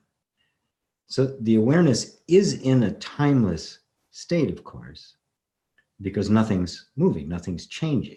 Time is a measurement of change, and nothing more. But within the timelessness, the experience of time happens, right? We're experiencing time right now. Right? The time has passed. We've been in satsang for X amount of time. I put a little time up there for you to come, right?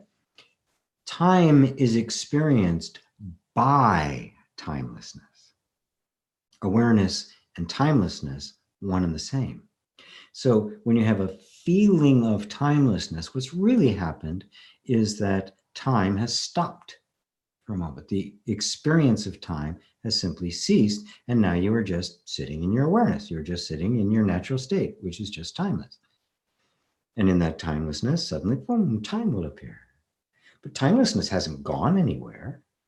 It appears on timelessness, because time isn't a thing like all the rest. It's a flow, right? I mean, time is, I pick up this glass, I put it to my mouth, I take a drink, I set it down. And a series of events have occurred. While those events are occurring, there is time. When those events stop occurring, so does time. Time and events are one. They're not two. They are one thing. You cannot have one without the other. Time does not exist independently of the events. That's the mistake people make. They think that, oh, we are moving through time, as if time was this constant thing going. It's not. It is change. No change, no time. Which is why awareness is always timeless, because it's changeless. Nothing happens there, right? It is just awareness. But then time appears, disappears, appears, disappears. Universes appear, they disappear. Right? So the feeling of timelessness is actually just the sense of stillness where everything has stopped and you know everything has stopped. That is the natural feeling of your state of true being, of your real being as awareness. That's what it feels like. It also feels like love. It also feels like happiness. Right? And that's punctuated by a feeling, right? And of course, the feeling of timelessness, what you're really talking about, you can't feel timelessness. There's nothing there to feel. There's no events for a feeling to take place. What you're feeling is simply the contrast between there's activity and time. It stops and it just sinks back into the stillness again. Ah, isn't that nice? You know, silence and music. You can't have, if there was nothing but sound, there'd be no music, right? Music relies on silence as the background for it, right? So does that help you, ducks? Can I shout out to Eva? Sure, please, G. Sure. Polish princess, Eva Sawanska. Of course you can, by all means. Of course, you didn't wait for me to say yes. You went and did it anyway, but I like that. Just press on, fellow. Press on. No need to wait for somebody's permission. Have you ever heard that phrase? It's easier to ask for forgiveness and permission. I've lived by that. David and Elaine, perception of suffering in the world is seen here, and compassion naturally arises, yep, as does a mode of action, a motivation to act. But it's also seen this suffering is an appearance arising within consciousness and not separate from it. Oh, beautiful perception, you guys. So the appearance, compassion, and action arise simultaneously. Is that what's happening? Yep. And suggests it couldn't be any other way. Wow, is this how you see it? Well done, you two. Yes, that is it. Yes, when you see it that way, I mean, we look at the world is horrendous, right? Okay, yeah. But let's really, really look at it, because now we get in antagonism with it, right? So I was speaking in the very beginning when I was talking about the path of neti, right? And when you're getting to the and tantra, when you get to the point where you begin to bring the world back in again, like you just did, so okay, well now what's the substance of the world? Could the world possibly exist outside of my awareness of it? Well, all I can ever know is what is in my awareness. So it appears in my awareness. I've never had any experience of a world separate from my awareness of it. Never, not once. So if it is simply appearing in this field of awareness, which I'm always with, I always am, what is it made of? It must be made of awareness. It is awareness. This basically restores the world to its correct identity as the same substance as you, and gradually eliminates the idea that there is this evil, messed up, screwed up world functioning independently from the perceiving of it. And that includes all the people in it, the animals, everything. Absolutely everything is appearing within awareness. But it also means that everything is made of that awareness. So where is this world that is in such dire straits, except in our imagination? Now,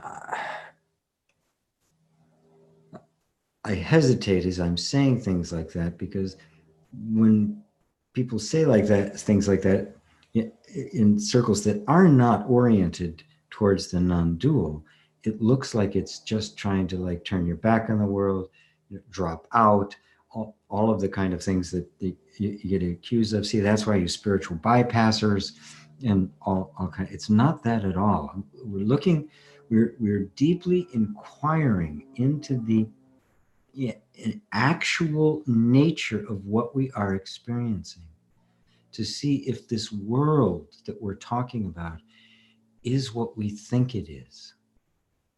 And thus we, like the Bodhisattva, save all beings from suffering. But the Bodhisattva vow is so beautiful. I'm going to say it again here. You've heard me say it before, because it's so relevant to what we're talking about right here. The Bodhisattva vow is, suffering beings are numberless. I vow to save them all.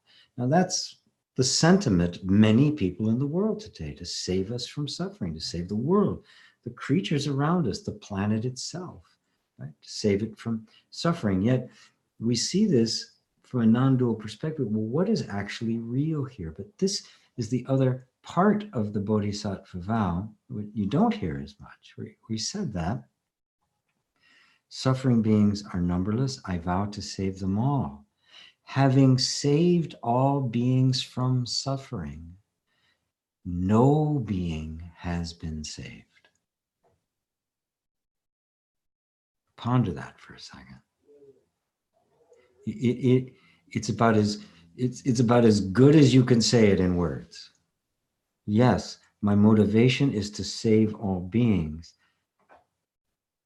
but in saving them, I realized not a single being has actually been saved, because there never was anyone to save in the first place. It was all perception. I'm saving myself. It's very subtle. And I always caution people talking at this level to be very careful who you repeat this to, who you say this to, because it could sound like just total indifference to what's going on in the world, and just, look around. It's horrible, right? So we don't want to be indifferent, but we do want to pierce the veil. We want to get below the superficial. Obviously, if we haven't, because look at the world. If we had a solution, it would have been here by now, right? So let's keep digging. Let's keep going, because a completely crazy world on the verge of self-destruction cannot be the ultimate the ultimate experience. But at the same time, when, look, probably not going to like this as a metaphor, but when you have a dream at night, and it's one of those really wonderful dreams, right? It's just like heavenly, it's like you're living in a palace, you're having wonderful sex with the most beautiful 10 people you can imagine, completely uninhibited. I mean, do you want to wake up? Is there any motivation? As a matter of fact, if you did wake up, oh no, let me go back to sleep. Oh, try to go back to sleep, right? There's no motivation to wake up, is there? But when it's a nightmare, that there doesn't seem to be any way out of, doesn't that kind of move you? Doesn't waking up now feel like, oh. Yet both dreams, the wonderful heavenly dream and the nightmare, are both the same. They are exactly the same stuff. They are made of the same dream material, are they not? In substance, there's no difference between a beautiful dream and a nightmare, is there? They're identical. The appearance is slightly different, of course, right? But are they not made out of exactly the same stuff? So everything in your experience is all made out of the same stuff, awareness.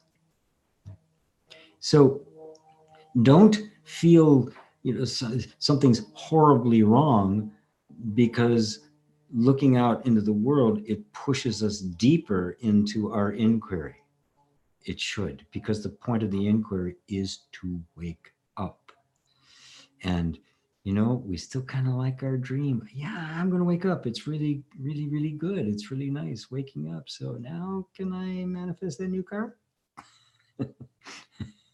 Right? So,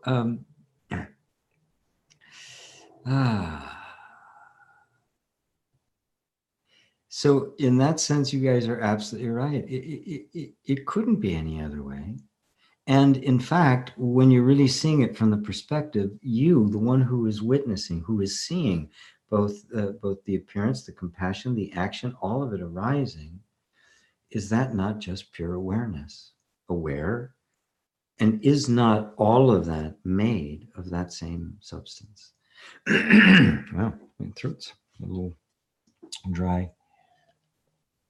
I need some more water.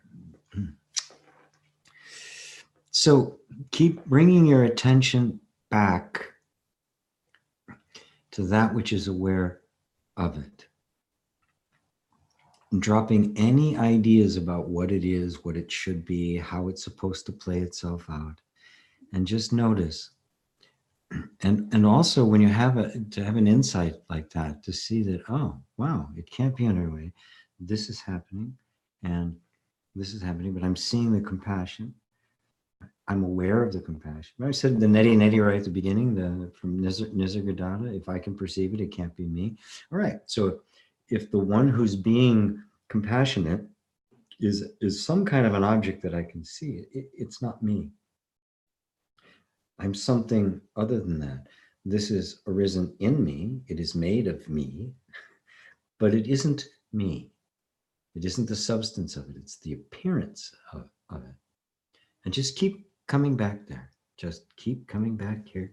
Keep coming, and you find, keep going back here. Oh, there's no other place to be. There isn't anything deeper. There's no other place to go. There's not some special esoteric place waiting on the side that I'm going to get to. This is it. Just the pure awareness. As simple as that. That's it. That's the big thing everybody's been talking about. That's it. Nothing extra added. There is nothing deeper. It's not like another 10 dimensions of existence or anything like that. That's it. Dale, how are we doing on time here? 2:44. Okay. Talking a lot.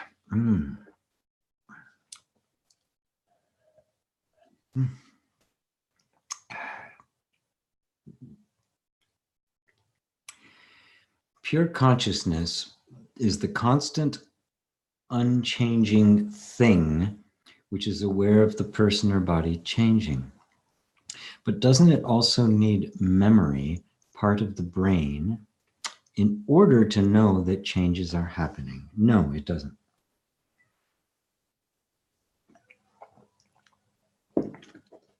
In fact, memory is a function of mind and not of awareness. Awareness cognizes change because it's not. Simple as that.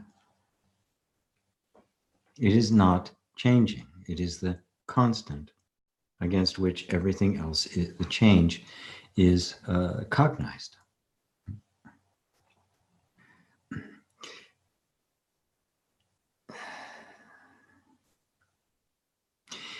It's also not a thing that isn't changing. There's no such thing as an unchanging thing. Things, by definition, are a form. And when you look at any form, you do not see a thing, you see a flow. A molecule is a flow of atoms in a pattern, right? An atom is a form of the subatomic particles in a pattern. Subatomic particles, something else, and somewhere in there, quantum and strings and all the various kinds of things, right? We call them things, Because in order for us to study anything, we need to isolate it, So we need to take life, like if it's like a butterfly we connected and, killed it and pinned it, with a little label on it, so we could study the wing structure and all of that sort of stuff. Well, now you're not studying the butterfly, you're studying this carcass, right? How do you separate it from the life, the flow, the energy, the motion, all of that? Well, the way we approach knowledge, you can't. You can't. You have to freeze it in time, study the structure and all of that, which is a bit. I always use the example. It's a bit like trying to understand the Mona Lisa by studying the content of paint, the chemistry of paint. I mean, it's not there to be found. It is a dynamic, right, that cannot be isolated or curtailed. Right? The moment you do that, you don't have that anymore. So don't try to think of consciousness as a thing measuring other things. Memory is a different function, and it's quite frail and untrustworthy, and and doesn't do much for you. What I would recommend, Dale, is to really immerse yourself into what is the actual nature of consciousness. And the nature of consciousness is not something that can be grasped intellectually or scientifically. I mean, even looking at part of the brain, looking for consciousness in the brain, again, is like looking for Mona Lisa in the paint. She's not there. It's like looking for Beethoven's Ninth in the radio. It's not there. It cannot be found there. Frankly, you can't even find the brain. The brain is just another idea that we have in our heads, right? I use the word in our head. There's no head. Right? Everything is an image. It's an experience that we're having. And when we look at what's actually in the purview of our awareness, we find, I can't find a body, I can't find a brain, I can't find a head, I can't find a universe, I can find nothing. Everything that is outside of it, I find everything inside of it. Everything.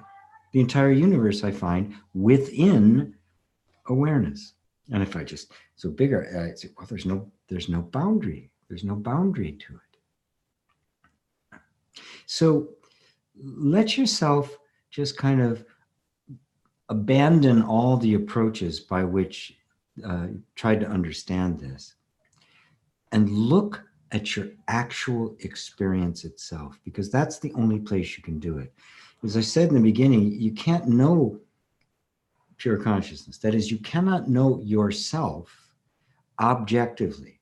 So studying anything objectively will tell you nothing about you. You have to look at it subjectively.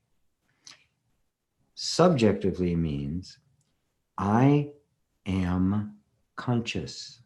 That's all I know of consciousness. I can't study it like a thing, right? Because it's ephemeral. There's no thing to grasp.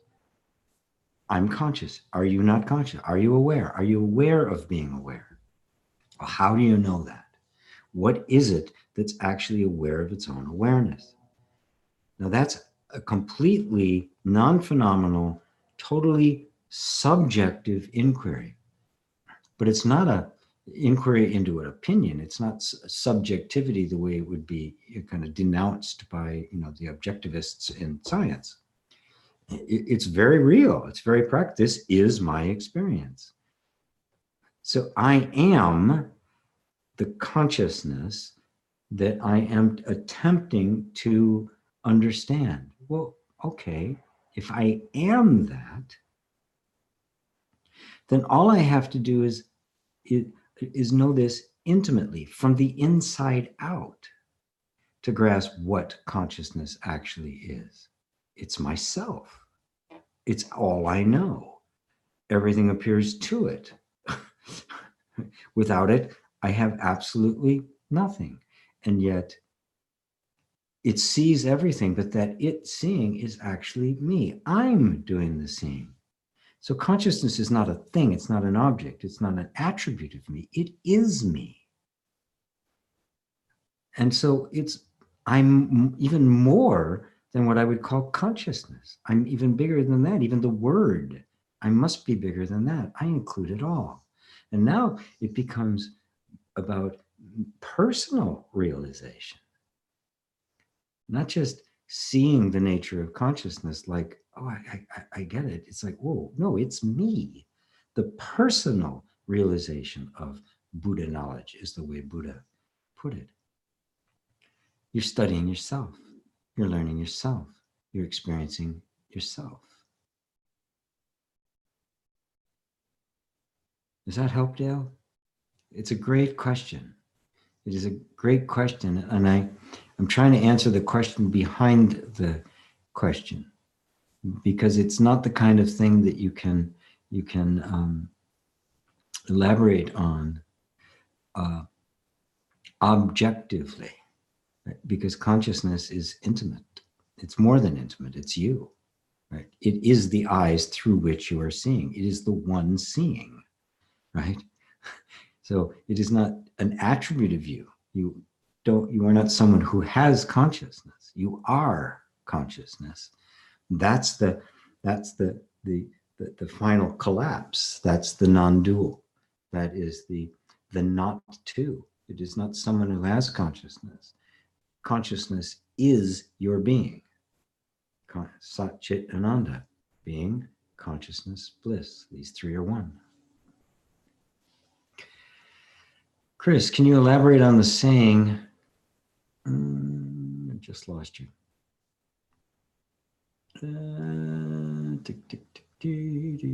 Just lost it. Sorry. Sometimes it just jumps ahead on me. The saying, it exists but does not exist. Well, sure, it exists. Everything exists, right? This room exists, I exist, you exist, everything exists, right? The moment I think that it exists independent from the awareness of it, I have to say it doesn't exist.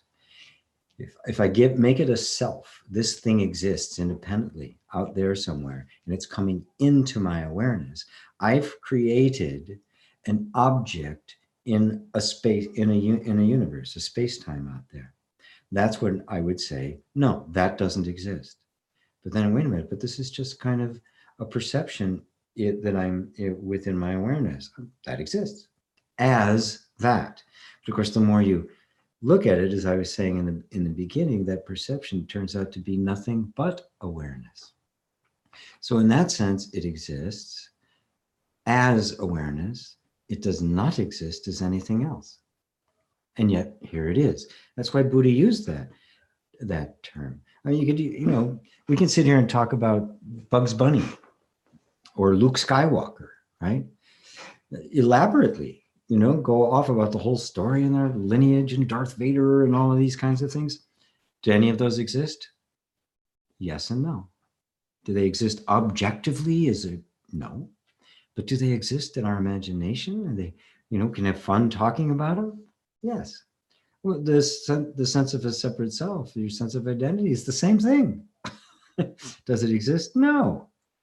Not outside of your belief in it, not outside of the experiences you are having, but within the context of that, of being a manifestation of pure awareness, then they exist, but not independently from, not per se, not containing any other identity other than that. I mean, Mickey Mouse and Walt Disney are one, right? You can't separate the two. You talk about Mickey Mouse, you talk about Walt Disney, the imagination of Walt Disney. Well, Walt Disney is nothing more than another image in this infinitude of awareness. So we're getting kind of short on time here, so I want to just kind of, I got the motivation part, David Mullane. Popey, hello, Popey.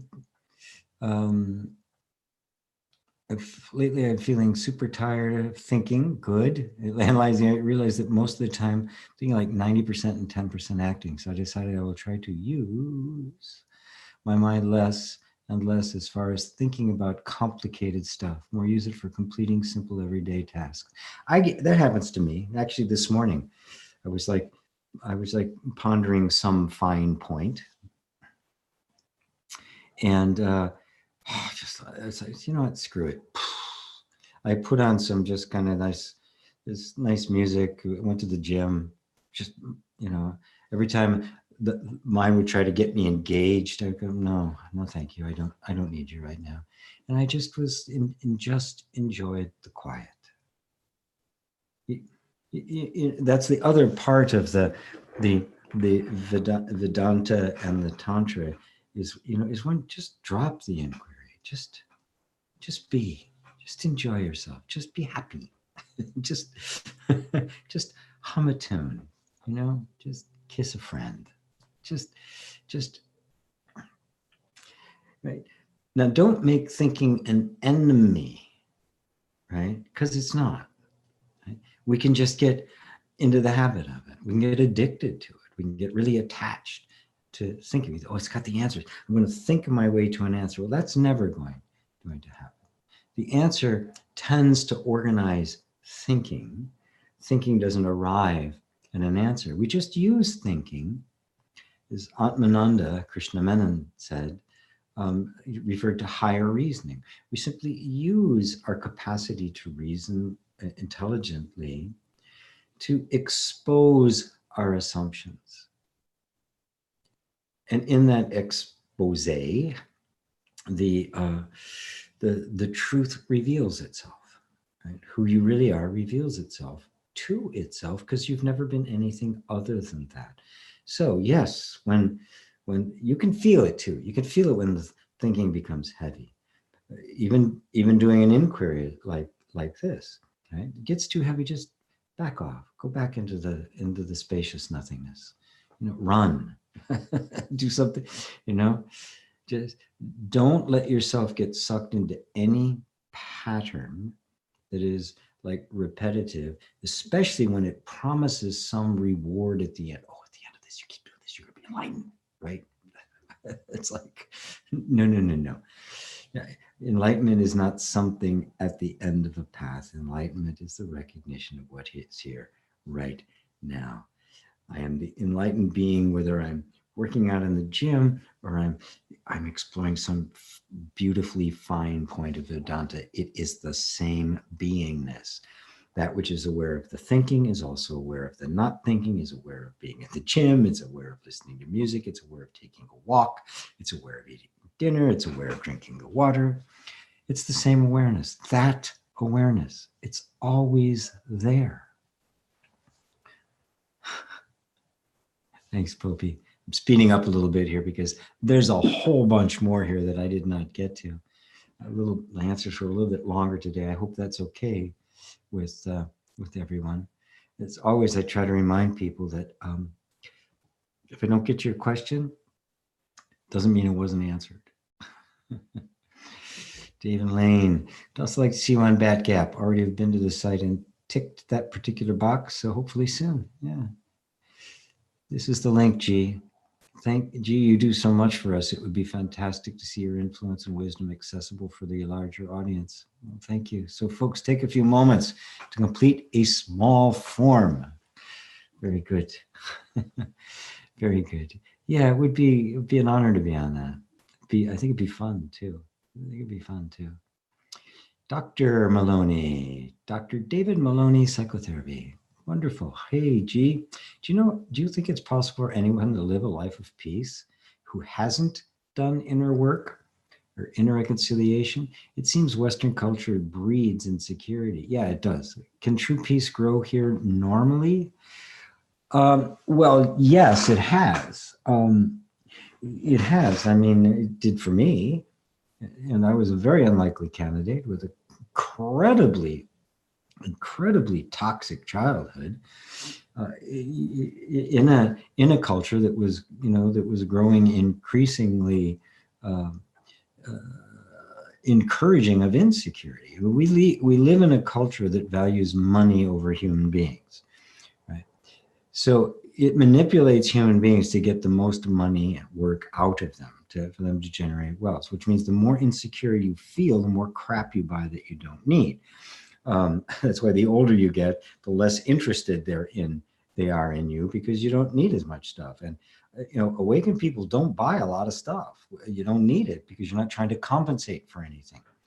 So it's kind of, this is kind of the way it is. So insecurity is bred, whereas the real purpose of family and tribe and all that is to turn people into fully functioning, secure adults.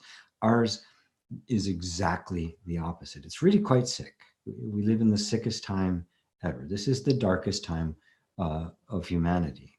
We are there. Can true peace grow here? Yes, because true peace has nothing to do with circumstances. For me, it was a total, what can I say, intercession. It was, it just came out of nowhere because it had to, and there was obviously some opening in me that allowed that to happen. Produced by suffering, obviously. But nonetheless, whether produced by suffering or some kind of natural inclination, if the door was open and the truth walked in. So yes, never think that the culture can override reality. It can't.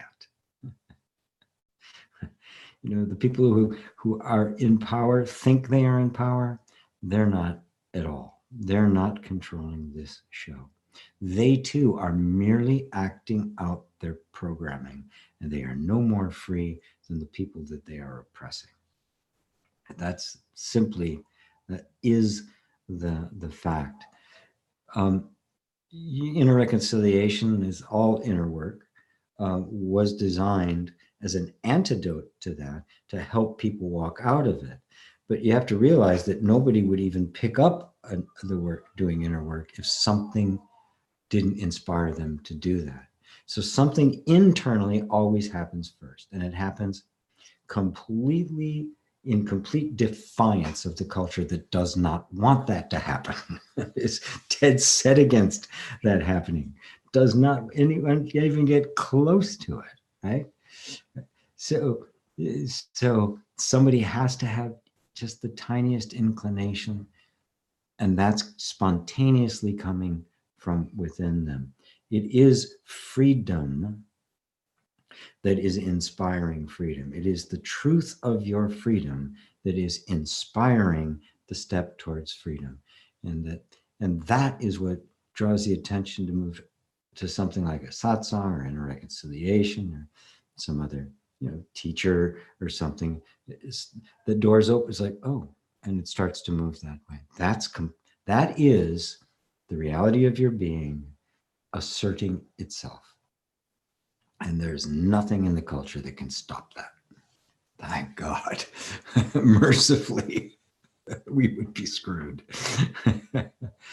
Gee, we hum as children. The chants are a hum like Om, etc. Do you think the humming could be a primal energy technique that our body responds to? Absolutely, everything is, especially in children.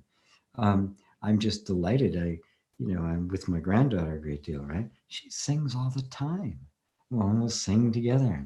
Sometimes she wants to sing by herself. Baba doesn't get to sing. She calls me Baba. Baba doesn't get to sing, right? Just her. And she'll go, you get loud. And she just makes stuff up, right? Maybe it's a tune I recognize, maybe not. She puts in her own words. They're all little, mommy and daddy, Baba and Luna the dog, and all sorts of things. It's her little world. It's all very spontaneous flow of energy. That's the natural flow of energy. It is a chant, right? Whether it be a little song about something or it be same thing. It's coming from the same place. It's all the primal energy, right? That is encapsulated in the word Om. So yeah, And our body does respond to it. It's the body is that. It's not like there's this body and it's responding to vibration. The body is vibration. It is a flow, right? Like everything else. The body's not a thing. It is a flow, simply a flow of energy. The body itself is like the current in the ocean. It is made of awareness. It is awareness dynamism, you could say, right? So it isn't just responding, but it is vibration.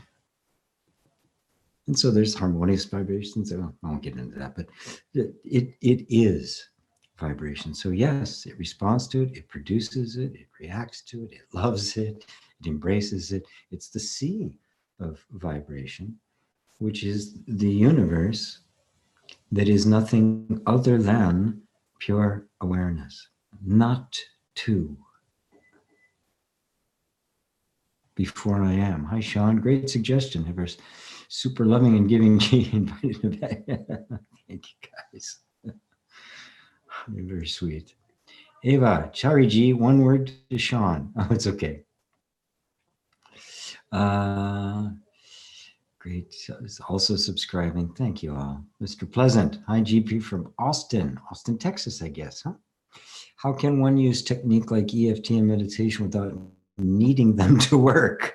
I love it when they work, but fearful if they don't. And that doesn't seem to be like I'm there yet. Thanks. Beautiful. Beautiful. Well, yeah, just focus the attention. This is the way when I would teach meditation, when I use EFT, and I do, the intention is not to fix anything. Right. So I said in the beginning, or I think it was an answer to somebody about PTSD and like, right? The problems, our stuckness, our conditioned responses, our programmed responses, this, the stuff, the problems we get saddled with in life are a result of the natural energy system simply compensating and conforming itself to an environment in order to survive. In order to do that, certain things have to go away, other things have to be created. So now I fit in the environment and I survive. So when you're using any technique, any self-help technique, if the intention is to fix something and get a particular result, you are creating more conflict. You're trying to get rid of something and replace it with something else. That's the conflict that created everything in the first place. You don't need to do that. All you need to do is create a different environment. If you create a different environment, the energy system itself will naturally find the right balance of things to fit within that environment. So when you're doing EFT or meditation, you are only creating an environment of love, acceptance, and therefore safety. That's all you're doing. You don't care how it works out. You don't care what the energy does. You don't care how it flows, where it goes to, what it ends up looking like. You don't care. You have no control over it anyway. It's way better at this than you. It sees, recognizes subtleties that you on this level don't. So your job, create the safe space. What I find is with EFT is that touching those particular places in that particular way communicates through touch the atmosphere of safety. It responds to the atmosphere of safety and you can feel it because the energy starts to move. So what you've done is you've taken this container that it's already adapted to, right? And you have just kind of expanded it. Eventually it'll just dissolve away and it'll just play in the infinite, which is nice, right? So if your only motivation is to create the environment, you've let go of an attachment to any particular result. Even if you use something like, I want to have more money, right? Just exploring the feeling of not feeling that sense of restriction and creating an environment that feels safe with or without it. And you can explore things like, well, if I have more money, my life is really going to change. And you can feel the body contract. It doesn't want it to change. Remember, it's here and it knows it can work in this environment. It doesn't want this environment to change. if you try to change that environment, it'll resist. But if you just create safety, you know, another term for it is unconditional love. There's no defense against unconditional love because there's nothing to defend yourself against. So if you create that environment, the defenses have to come down. And those defenses are the walls of the container, because the container of your childhood isn't there anymore. But the defensive mechanism that got created in that container is, which is still simulating the environment as if it were still there. So if you start communicating, no, it's safe now. Oh, it'll begin to expand. Can you see that? Just creating the environment of safety does not give it an objective, does not give it a particular goal or a purpose or something to shoot for. It isn't results oriented. The only result is, do I feel more safe? Am I being consistent in creating a space of inner safety? That's it. That's the only goal. What happens when you do becomes just fun. It's just interesting to see the surprises, right? Rather than, our minds and our conditioning, we want to visualize where we want to be and try to force it into that. It's way more fun to just create the environment of safety and see what the hell happens. See what kind of creative magic takes place. Because look around. Nobody could have created all this. This is a spontaneous arising out of pure awareness. The infinite intelligence is just awe-inspiring. So trust it. Just create an environment where that infinite intelligence can break out of its shell and express itself in new ways. And you will be utterly delighted at the ways in which it does it. Just drop your expectations of what that's supposed to look like and just create the environment in which it can happen. You create the environment, it will.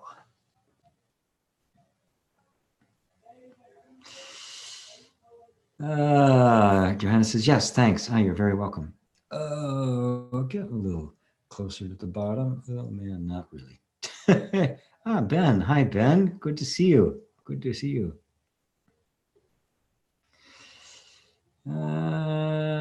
Let's see. The long German name, high-pitched tone, is not uncomfortable at all. It's not like tinnitus. It's very subtle. Just thought maybe it's common. No, you may actually just be feeling, you may be hearing, in that case, you may be, no, my pronunciation was perfect this time. Whoa. Do I dare try again? You may just be actually experiencing Om, like you said in the beginning, which is kind of the very first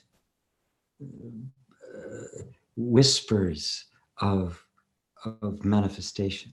Because of course, awareness is pure silence, because there's not even sound, nothing has happened. It is pure being prior to and underlying all manifestation. So you may just be hearing basically some background music of the universe. If it's not uncomfortable, then that is what you're experiencing. Things are way different than we think they are, folks. Oh, wow, beautiful. Ava says, about relationships versus oneness. In one Hindu scripture, there's stated the wife loves her husband for the sake of the self. Oh, that's beautiful. Can't remember the text exactly, but such is the sense. You say it's continued somewhere. Don't see it. If I run across it again. Yeah, and yes, everything becomes the manifestation of the self, which means that it loses its separateness, but doesn't lose its character, doesn't lose its it now becomes existence as the self, as the pure awareness. Astrophonics podcast this podcast has come like a church for me to visit every Sunday for spiritual nourishment. Thank you. Oh, great. I should start wearing like some robes or something, a little collar, and we do it in Sunday morning. And all right, I won't. You'd all leave in a hurry, as would I. Don't ever take yourself too seriously. Sean said, that was very interesting when you described timelessness and awareness as one and the same. Another pearl of wisdom for me. Thank you, Jean. I never considered this, but you're articulated beautifully. You're welcome.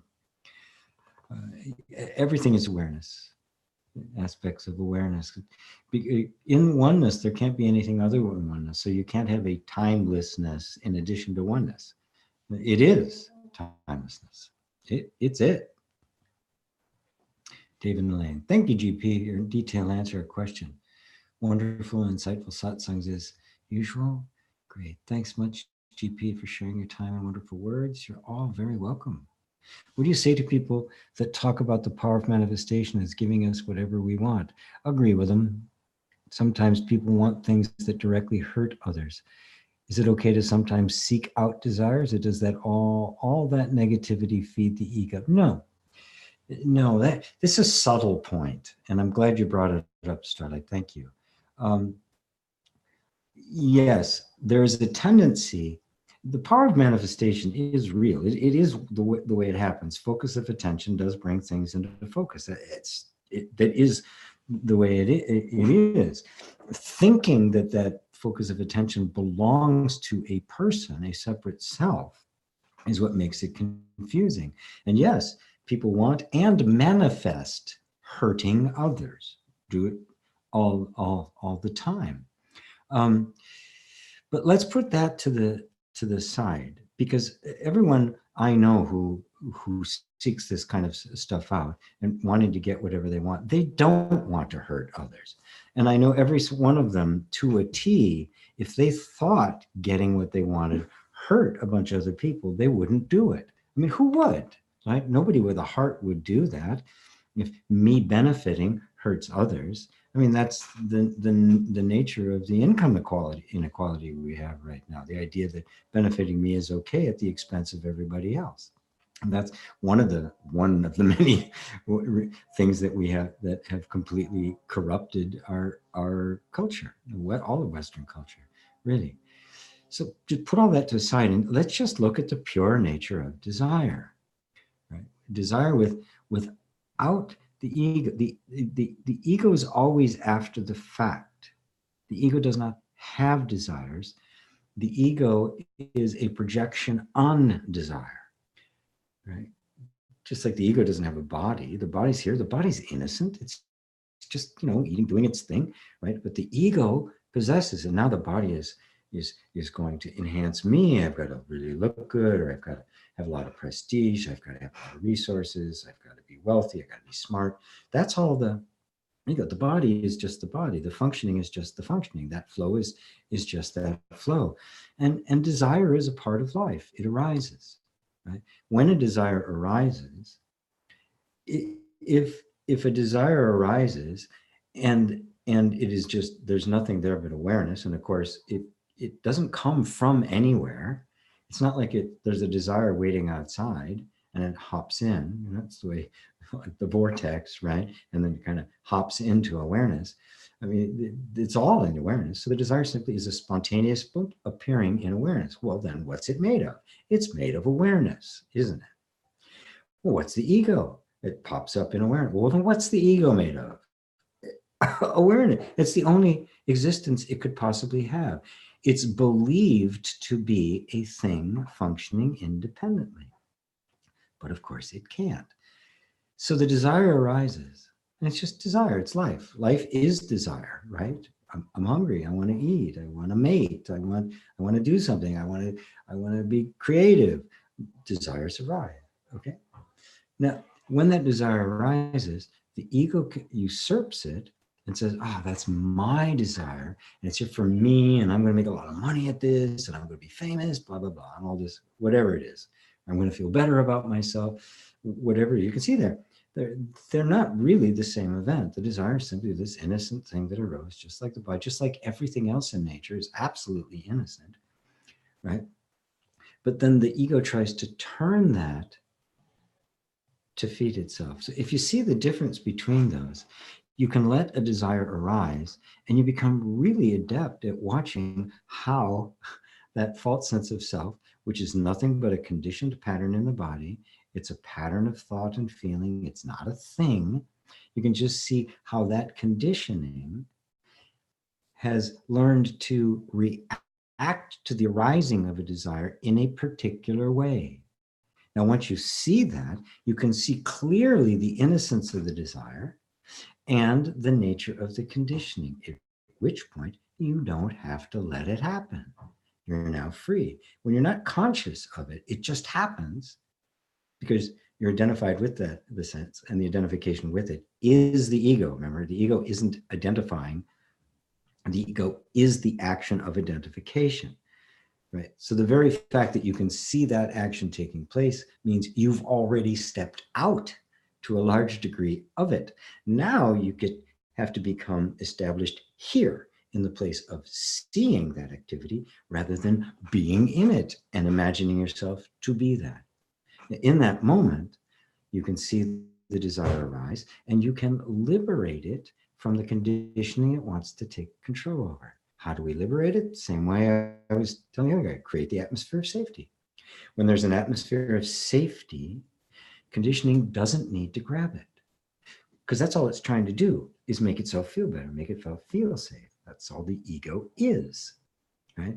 But if you're creating a sense of safety, less and less need for that to happen, which means the desires get liberated, they get purer and purer. And of course, to awareness, desire can come up and fulfill itself, great. Doesn't fulfill itself, fine. Awareness is not affected either way. So you become this absolutely perfect, perfectly still, perfectly equanimous background that simply watches everything happen. But everything does happen, right? Can he? Oh, I'll try one more time. Eine Weise Gewebe des Lebens is Kelly Brownell. Hello, Kelly. That name I can say.